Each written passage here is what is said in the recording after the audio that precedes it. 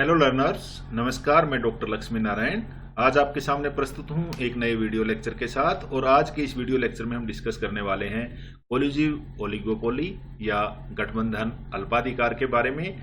अर्थात गठबंधन अल्पाधिकार के अंतर्गत कीमतों और उत्पादन की मात्रा का निर्धारण किस तरीके से होता है, उसको हम आज के इस वीडियो लेक्चर में डिस्कस करने वाले हैं। जैसा कि हमने शुरुआत में देखा था कि अल्पाधिकार बाजार की वह अवस्था होती है जिसमें किसी वस्तु के थोड़े से विक्रेता होते हैं और उन विक्रेताओं के मध्य बहुत ज्यादा मात्रा में पारस्परिक निर्भरता पाई जाती है। अर्थात वो एक दूसरे पर निर्भर होते हैं। जब किसी एक फर्म की कीमत और उत्पादन की मात्रा में परिवर्तन होता है तो वो दूसरी फर्म को प्रभावित करती हैं और इसके फलस्वरूप वो जो दूसरी फर्म है वो प्रतिक्रिया करती हैं।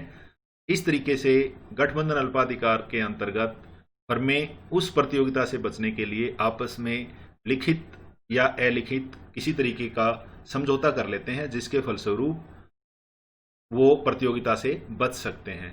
तो आज के इस वीडियो लेक्चर में हम डिस्कस करेंगे कि गठबंधन अल्पाधिकार के अंतर्गत कीमतों का निर्धारण किस तरीके से होता है। यहाँ यह जानना जरूरी है कि अल्पाधिकारी बाजारों में स्वतंत्र रूप से कीमत निर्धारण काफी कठिन है।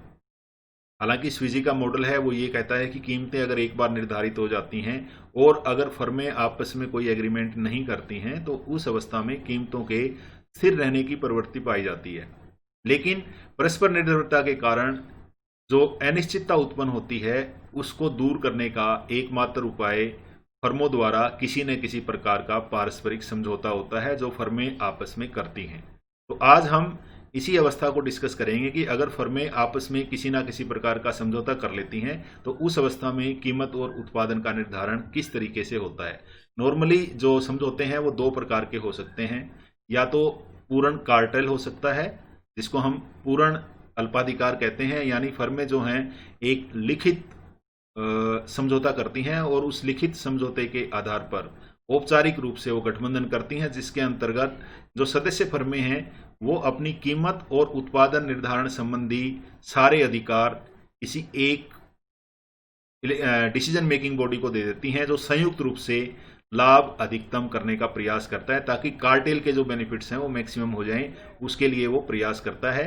तो एक तो जो गठबंधन अल्पाधिकार का रूप है वो कार्टेल के रूप में है, जिसको हम परफेक्ट ओलिगोपोली कह सकते हैं या परफेक्ट कोल्यूजन कह सकते हैं रादर। तो परफेक्ट कोल्यूजन अगर होगा तो कार्टेल का निर्माण होगा जिसके अंतर्गत सारी फर्में मिलकर अपने संयुक्त लाभ को अधिकतम करने का प्रयास करती हैं और सदस्य जो उस कार्टेल के सदस्य हैं उनमें उसको बांटती हैं। दूसरा जो तरीका होता है वो अनौपचारिक तरीका हो सकता है। कार्टेल जो है नॉर्मली औपचारिक होता है, जो लिखित समझौते होते हैं। इसके विपरीत जो अनौपचारिक समझौते होते हैं जिनको हम अपूर्ण गठबंधन कहते हैं, इसके अंतर्गत नॉर्मली क्या होता है कि एक फर्म जो होती है वो उद्योग के नेतृत्व करती है, कीमतों का निर्धारण करती है और बाकी फर्में उस उद्योग का अनुसरण करती हैं। तो दो तरीके से गठबंधन अल्पाधिकार को हम इस वीडियो लेक्चर में डिस्कस करने वाले हैं। पहले हम परफेक्ट कार्टेल के अंतर्गत देखेंगे कि किस तरीके से संयुक्त लाभों का निर्धारण होता है और उसके बाद हम डिस्कस करेंगे कि हर एक फर्म, कार्टेल अगर एक बार कीमत निर्धारित कर देती है तो हर एक फर्म अपने उत्पादन को किस तरीके से निर्धारित करेगी या कार्टेल की सभी फर्मों के मध्य उत्पादन कौन सी फर्म कितना उत्पादन करेगी किस तरीके से डिसाइड होता है। एक तो हम ये डिस्कस करेंगे। दूसरा हम डिस्कस करेंगे कि जो प्राइस लीडरशिप मॉडल है उन प्राइस लीडरशिप मॉडल में किस तरीके से फर्म कीमत का निर्धारण करती है, किस तरीके से जो लीडर है, नेता है, जो कीमत नेतृत्व करता है वो फर्म अपने उत्पादन की मात्रा को निर्धारित करती है। और इसके बाद हम ये देखेंगे कि किस तरीके से जो बाकी की फर्में हैं वो अपने उत्पादन को वितरित करती हैं आपस में। तो आइए हम शुरुआत करते हैं और जानते हैं गठबंधन अल्पाधिकार के अंतर्गत कीमत निर्धारण किस तरीके से होता है। यहाँ जो ये स्लाइड है इसमें आप देख सकते हैं कि ओलिगोपोली मार्केट के अंतर्गत कीमत निर्धारण के जितने भी मॉडल्स हैं उनको हम दो भागों में बांट सकते हैं। एक तो जो गठबंधन अल्पाधिकार वाले मॉडल हैं और दूसरे जो गैर गठबंधन अल्पाधिकार वाले मॉडल हैं। आज के वीडियो लेक्चर में हम केवल गठबंधन अल्पाधिकार में जो मॉडल हैं उन पर ध्यान रखेंगे, गैर गठबंधन अल्पाधिकार के मॉडल्स पर ध्यान नहीं रखेंगे। गैर गठबंधन अल्पाधिकार के मॉडल में जो मुख्य मॉडल है वो स्विजी का प्राइस रिजिडिटी मॉडल है, जो ये कहता है कि एक बार अगर कीमत निर्धारित होती है तो उसमें कोई परिवर्तन नहीं होता है। जो कीमत है वहीं पे रुकी रहती है, उसमें कभी कोई चेंजेस नहीं आते हैं। एक बार कीमत निर्धारण होने के बाद कीमतों में परिवर्तन ना होने की प्रवृत्ति पाई जाती है। इसके बाद कुछ ओलिगोपोली के ड्यूओपोली के मॉडल हैं जिनको हम ओलिगोपोली में यूज कर सकते हैं, जैसे कुर्नो का मॉडल है, बेल्टांड का मॉडल है, एजवर्थ मॉडल है, स्टैगबर्ग मॉडल है।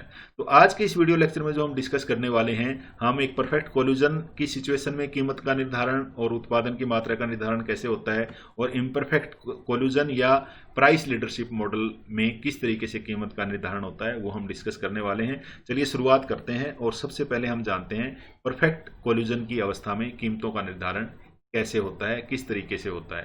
जैसा कि हमने देखा, जो कोल्यूजिव ओलिगोपोली है उस मार्केट में फर्म जो हैं वो कार्टेल का निर्माण करती हैं, और इस कार्टेल के निर्माण के फलस्वरूप उन्हें कुछ एडवांटेज प्राप्त होते हैं। वो एडवांटेज कौन से हो सकते हैं? वो एडवांटेज बढ़े हुए लाभों के रूप में हो सकते हैं।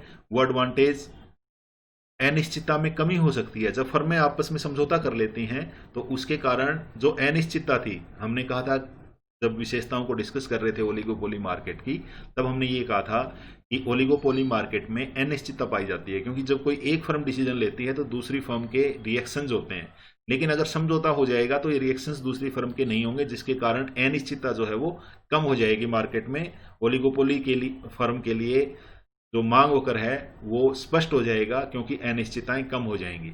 इसके साथ साथ अगर फर्में आपस में समझौता करती हैं तो उसके कारण वो नई फर्मों का मार्केट में प्रवेश रोक सकती हैं, यानी उनके पास नई फर्मों के मार्केट में प्रवेश रोकने के लिए जो अपॉर्चुनिटीज होती हैं वो ज़्यादा होती हैं। वो आसानी से नई फर्मों को बाजार में आने से रोक सकती हैं। 3 तरीके के कोल्यूजन हो सकते हैं। पहला फॉर्मल या परफेक्ट कोल्यूजन, जैसा कि हमने अभी थोड़ी देर पहले डिस्कस किया था।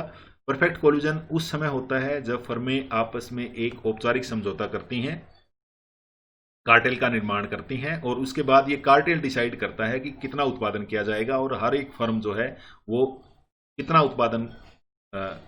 टोटल उत्पादन होगा और कितना उत्पादन हर एक फर्म के द्वारा किया जाएगा।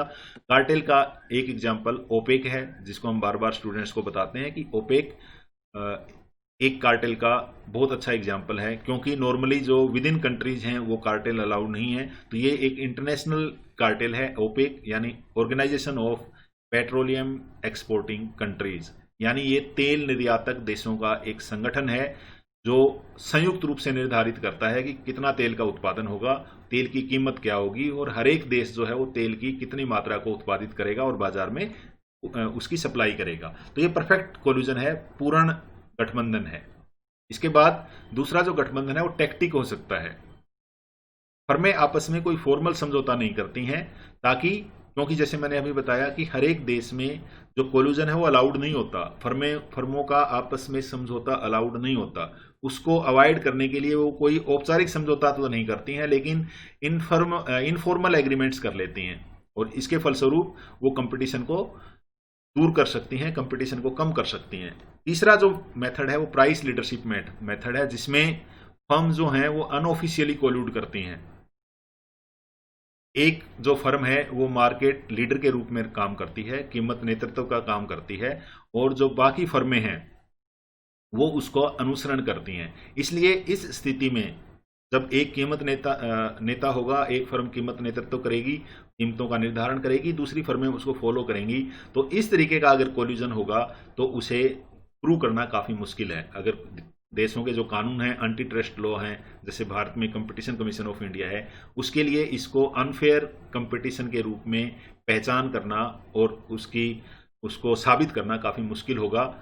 तो जिसके फलस्वरूप प्राइस लीडरशिप मॉडल जो है वो कोल्यूजन का एक मॉडल के रूप में हम उसका अध्ययन करेंगे। तो आइए अब हम पूर्ण गठबंधन अल्पाधिकार में कीमत और उत्पादन निर्धारण की व्याख्या करते हैं, अर्थात हम परफेक्ट कोल्यूजन की अवस्था में या कार्टेल की अवस्था में किस तरीके से प्राइस एंड आउटपुट डिटरमाइन होता है उसकी हम व्याख्या करते हैं।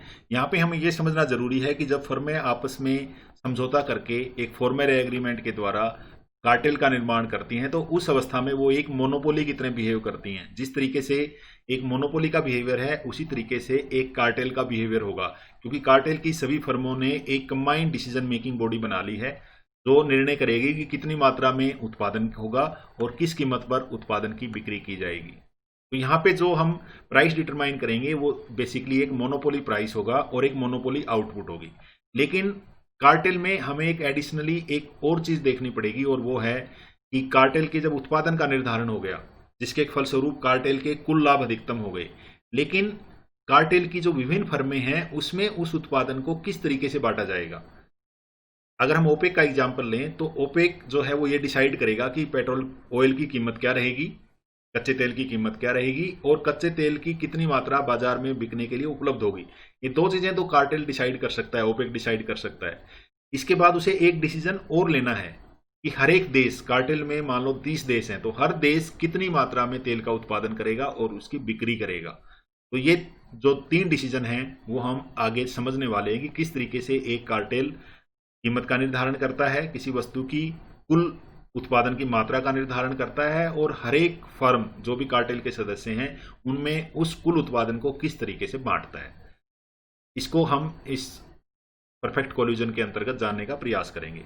चलिए सबसे पहले हम कुछ अजम्पशंस जो हम इस मॉडल के लिए करते हैं उनको देख लेते हैं। सबसे पहला जो अजम्पशन है वो ये है कि कार्टेल की सभी फर्में समरूप वस्तुओं का उत्पादन करती हैं, जो प्रोडक्ट है वो आइडेंटिकल है, होमोजीनियस है। अगर डिफरेंशिएटेड प्रोडक्ट होगा तो कार्टेल का निर्माण काफी मुश्किल होगा। दूसरा, कार्टेल की जो मांग वक्र है या कार्टेल की जो मांग है वो मार्केट की डिमांड जो मार्केट की डिमांड है उसके बराबर होगा, यानी कार्टेल की डिमांड और मार्केट की डिमांड एक समान होगी। इसका जो मोनोपोली में होती है वैसा ही होगा, क्योंकि कार्टेल की सारी जो उस उद्योग की सारी फर्में हैं उन्होंने आपस में एक समझौता करके वो एक हो गए हैं डिसीजन मेकिंग के हिसाब से। तो इसके कारण जो कार्टेल का डिमांड फंक्शन होगा वही डिमांड फंक्शन मार्केट का भी डिमांड फंक्शन होगा, जिस प्रकार से मोनोपोली में होता है वैसा ही। इसके बाद हमने ये पहले से मान लिया है कि कार्टेल की सभी फर्मों को अपने डिमांड कर्व के बारे में ज्ञान है।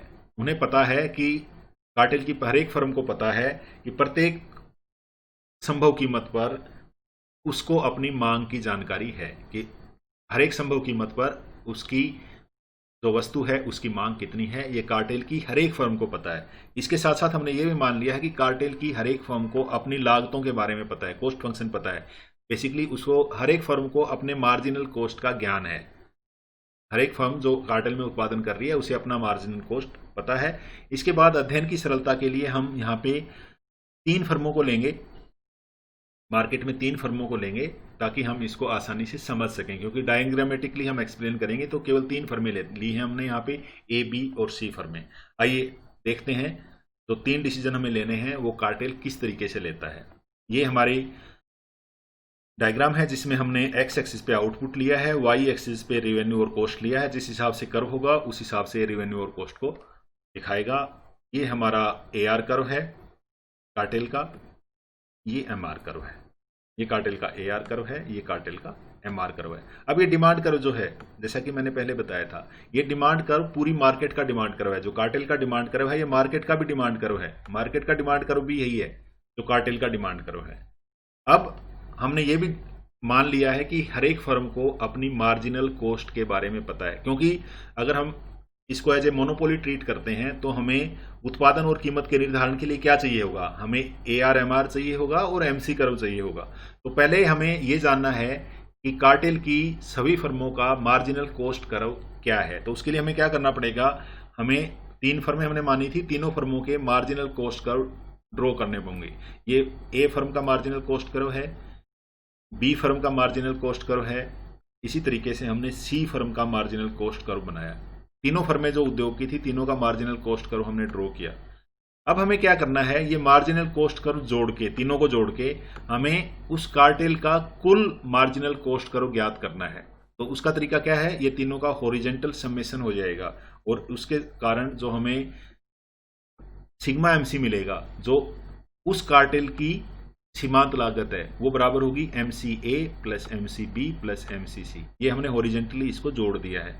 अब हमें पता है कि प्रॉफिट मैक्सिमाइजेशन की कंडीशन के हिसाब से फर्म का या कार्टेल का संतुलन वहां होगा जहां MR कर्व और MC कर्व एक दूसरे को काटते हैं। अब इस डायग्राम में आप देखेंगे MR और MC कर्व कहां काट रहे हैं, यहां काट रहे हैं, इस बिंदु पे काट रहे हैं, E बिंदु पर।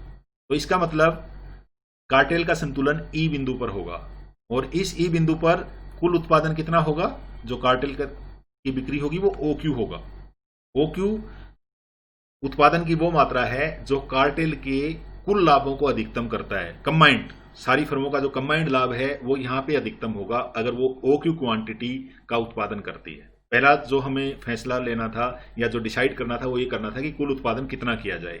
दूसरा जो डिसीजन है वो है कि इस कुल उत्पादन है इसको किस कीमत पे बेचा जाए। तो इसके लिए जैसे हमने पहले डिस्कस किया था, इस OQ बिंदु से हम AR कर्व देखेंगे कहाँ जा रहा है, एवरेज रिवेन्यू या एवरेज प्राइस।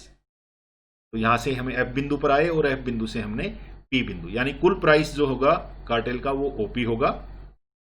कार्टेल का जो प्राइस होगा एवरेज प्राइस वो OP होगा और कार्टेल की जो क्वांटिटी होगी वो OQ होगी और कार्टेल के कुल लाभ हम निकाल सकते हैं OQFP के बराबर होंगे। ये कार्टेल के टोटल लाभ हैं। अब जो हमने शुरुआत में 3 डिसीजंस की बात की थी कि जब हम परफेक्ट कोलिजन के अंतर्गत कीमत निर्धारण देखेंगे तो हमें 3 चीजों को ज्ञात करना है। पहला हमें ज्ञात करना है कि कुल उत्पादन कितना किया जाए ताकि लाभ अधिकतम हो, उस उत्पादन को किस कीमत पे बेचा जाए, ये दोनों हमने डिसाइड कर लिए। तीसरा जो हमें डिसीजन लेना है कि ये जो कुल उत्पादन हुआ OQ, इसको तीनों फर्मों में किस तरीके से बांटा जाए कि कुल लाभ अधिकतम हो। तो इसके लिए जो शर्त है जो हमें जानना जरूरी है वो ये जानना जरूरी है कि अगर ये मार्जिनल कॉस्ट कर्व तीनों के मार्जिनल रिवेन्यू के बराबर हो जाएं, जो मार्जिनल रिवेन्यू है उसके बराबर MCA, MCB, MCC marginal revenue के अगर बराबर हो जाएं तो वहां हमें पता लग जाएगा कि हर एक फर्म को कितनी मात्रा में उत्पादन की बिक्री करनी चाहिए। तो यहाँ पे हम देख सकते हैं ये जो MR कर्व है इससे हम सीधी लाइन खींचेंगे तो सारी फर्मों का MR कर्व यहाँ से पता लग जाएगा। अब ये MR कर्व जो A फर्म है उसको G बिंदु पर काटता है, तो इसका मतलब A फर्म जो है वो OA मात्रा का उत्पादन करेगी, तब उसके लाभ अधिकतम होंगे।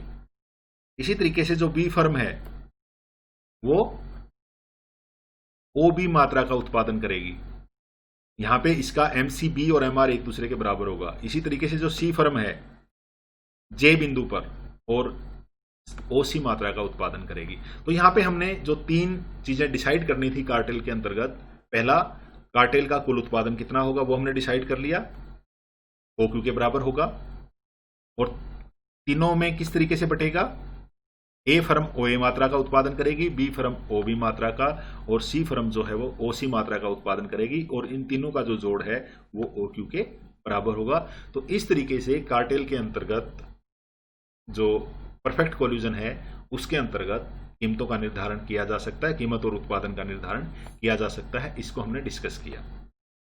आइए अब हम अपूर्ण गठबंधन या प्राइस लीडरशिप के अंतर्गत कीमत और उत्पादन निर्धारण को देखते हैं कि किस तरीके से प्राइस लीडरशिप की अवस्था में या इम्परफेक्ट कोल्यूजन की अवस्था में कीमत और उत्पादन का निर्धारण होता है। यहाँ हमें यह समझना जरूरी है कि प्राइस लीडरशिप का जो मॉडल है वो नॉन कोल्यूजन का मॉडल है, जिसमें फर्में आपस में कोई समझौता नहीं करती हैं, लेकिन कोई एक फर्म कीमतों में परिवर्तन लाती है और दूसरी फर्में जो हैं वो उनकी कीमतों को फॉलो करती हैं।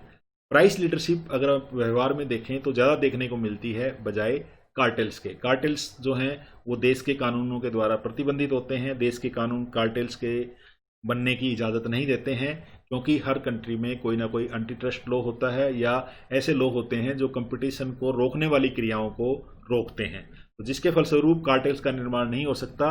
लेकिन फर्में आपस में समझौता किए बिना किसी एक फर्म के जो कीमत में परिवर्तन है उनको समझती हैं और उसके साथ साथ उस उद्योग की जो बाकी फर्में हैं वो भी अपनी कीमतों को चेंज करती हैं। तो इस मॉडल को हम प्राइस लीडरशिप मॉडल कहते हैं। यहाँ हमें ये जानना जरूरी है कि प्राइस लीडरशिप या जो इम्परफेक्ट कोल्यूजन है उसमें फर्मों के मध्य कोई ओपन या सीक्रेट एग्रीमेंट नहीं होता है। उस उद्योग में एक डोमिनेंट फर्म होती है जिसको हम प्राइस लीडर कहते हैं। प्राइस लीडरशिप मॉडल के लिए उस उद्योग में एक डोमिनेंट फर्म का होना जरूरी है, जिसके फलस्वरूप वो प्राइस सेट करती है और बाकी फर्में उसको फॉलो करती हैं। बेसिकली जो प्राइस लीडरशिप के मॉडल हैं वो 3 तरीके के मॉडल होते हैं, 3 प्रकार के प्राइस लीडरशिप मॉडल होते हैं, लेकिन जो ज़्यादातर देखने में आता है वो डोमिनेंट प्राइस लीडरशिप मॉडल है, यानी प्रधान कीमत नेतृत्व मॉडल है, जिसमें एक प्रधान फर्म होती है और वो प्रधान फर्म जो है वो कीमतों को निर्धारित करती है और बाकी फर्म उसको फॉलो करती हैं। नॉर्मली जो प्रधान फर्म होती है वो उस उद्योग की वो फर्म होती है जिसकी कॉस्ट सबसे कम होती है, यानी सबसे एफिशिएंट फर्म हो सकती है। इसके साथ साथ कई बार डोमिनेंट प्राइस लीडर वो फर्म होती है जो उद्योग की सबसे बड़ी फर्म होती है, जिसका मार्केट शेयर सबसे अधिक होता है, वो फर्म हो सकती है। तो डोमिनेंट प्राइस लीडरशिप हो सकती है। इसके बाद बैरोमेट्रिक प्राइस लीडरशिप हो सकती है। बैरोमेट्रिक प्राइस लीडरशिप में जरूरी नहीं कि जो फर्म प्राइस लीडरशिप का रोल प्ले कर रही है, प्राइस लीडर है, वो लो कॉस्ट फर्म हो या मैक्सिमम शेयर वाली फर्म हो।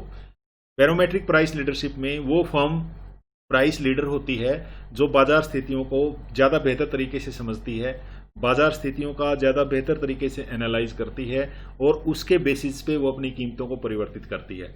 इसी फर्म ने ऐसी रेपुटेशन बना ली है कि वो मार्केट को बाकी फर्मों से ज़्यादा बेहतर समझती है। तो वो फर्म जब कीमतों को परिवर्तित करेगी तो दूसरी फर्में भी अपनी कीमतों को परिवर्तित करेंगी। बैरोमेट्रिक प्राइस लीडरशिप में जरूरी नहीं कि जो फर्म है वो बड़ी फर्म है। नॉर्मली उद्योग की पुरानी फर्में जो होती हैं वो बैरोमेट्रिक प्राइस लीडरशिप का रोल प्ले करती हैं, लेकिन ऐसा जरूरी नहीं है।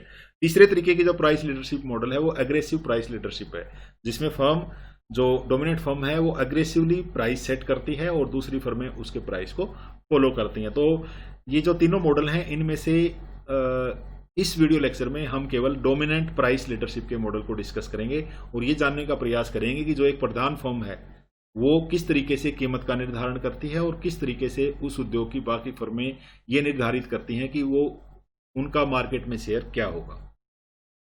आइए इसको हम इस डायग्राम के द्वारा देखने का प्रयास करते हैं। एक्स एक्सिस पे हमने उत्पादन की मात्रा ली है और वाई एक्सिस पे हमने रिवेन्यू और कॉस्ट लिया है। जिस हिसाब से हम कर्व ड्रा करेंगे उस हिसाब से रिवेन्यू और कॉस्ट ड्रा हो जाएंगे। ये जो कर्व हमारा लाइन है, जो ब्लू लाइन में आप देख सकते हो, ये बाजार का डिमांड कर्व है या एआर कर्व है। AR curve of market, M is for market, ये मार्केट का डिमांड कर्व है। इसके बाद ये डिमांड कर्व है लीडर का, जो डोमिनेंट फर्म है उसका डिमांड कर्व डीएल के द्वारा हमने दिखाया है। इसके बाद हम जो डोमिनेंट फर्म है उसका एमआर कर्व ड्रा करते हैं, ये उसका एमआर कर्व है। तो जो लीडर है उसका एआर कर्व, उसका एमआर कर्व, और ये है हमारा उद्योग का एआर कर्व या डिमांड कर्व। अब हमें क्या याद करना है कि जिस उद्योग में एक डोमिनेंट फर्म है वो कीमतों को किस प्रकार से निर्धारित करती है। जिस तरीके से हमने प्रॉफिट मैक्सिमाइजेशन का डिस्कस किया था, अब तक डिस्कस करते आ रहे हैं, वही रूल यहाँ पे भी लागू होगा। पहले हम जो डोमिनेंट फर्म है उसका एआर कर्व लेंगे और उसका एमआर कर्व लेंगे। तो हमें यह पता है कि जो डोमिनेंट फर्म है उसका प्रॉफिट वहां मैक्सिमाइज होगा जहां उसकी एमआर और एमसी एक दूसरे के बराबर हैं। चलिए इसकी जो डोमिनेंट फर्म है या लीडर है उसका हम एमसी कर्व ड्रा करते हैं। ये जो कर्व है ये एमसी कर्व है लीडर या डोमिनेंट फर्म का। अब डोमिनेंट फर्म का लाभ अधिकतम कहाँ होंगे? जहां पर उसका एमसी और एमआर एक दूसरे को काटता है, ई बिंदु पर।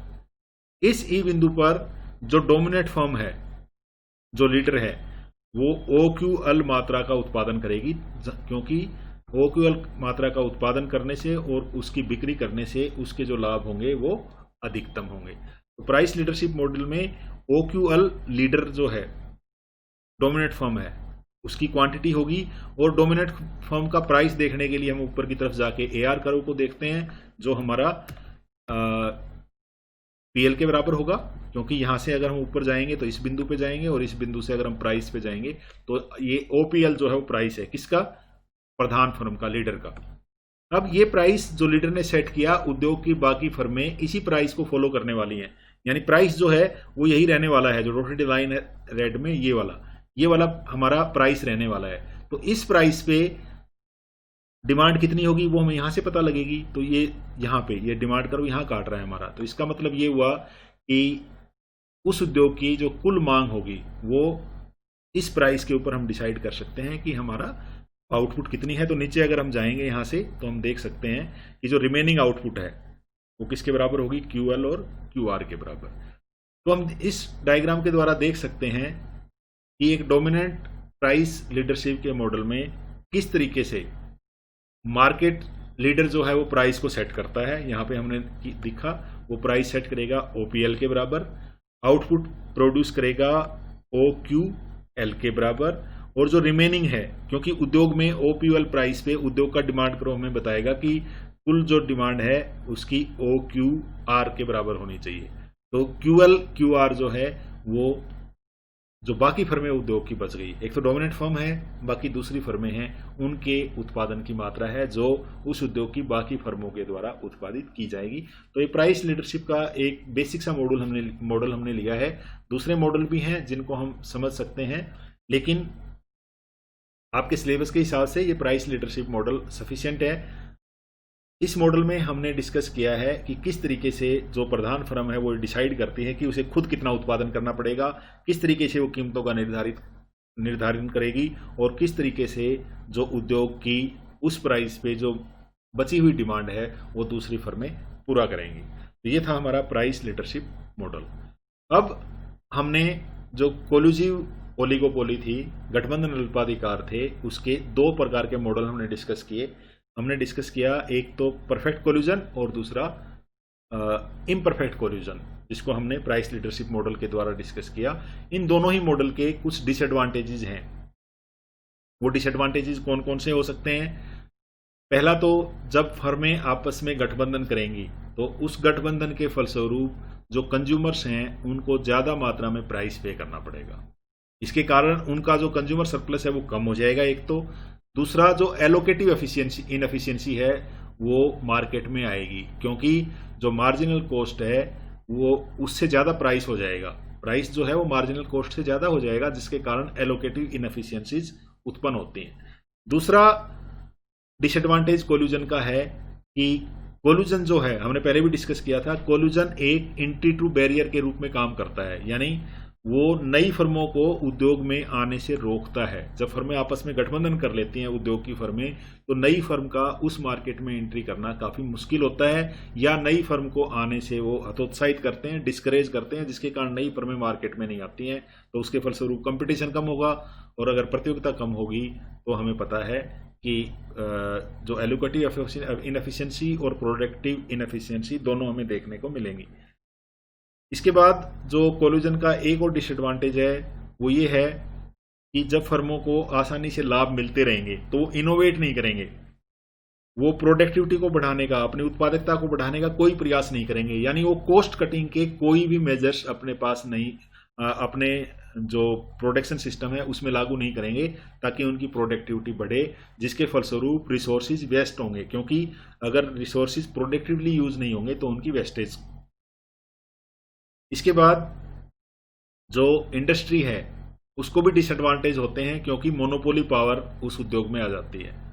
अगर कम बेचने वाले होंगे तो हर जो ओलिगोपोलिस्ट है उसके पास कुछ ना कुछ मोनोपोली पावर होती है, और मोनोपोलीज के कारण क्योंकि उत्पादन कम मात्रा में किया जाएगा और जो इकोनॉमीज ऑफ स्केल हैं उनका पूरा फायदा नहीं उठाया जा सकता। ये कोलिजिव ओलिगोपोली के कुछ डिसएडवांटेज हैं जो इसके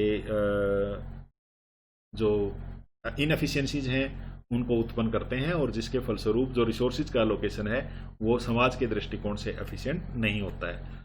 आज के इस वीडियो लेक्चर में इतना ही।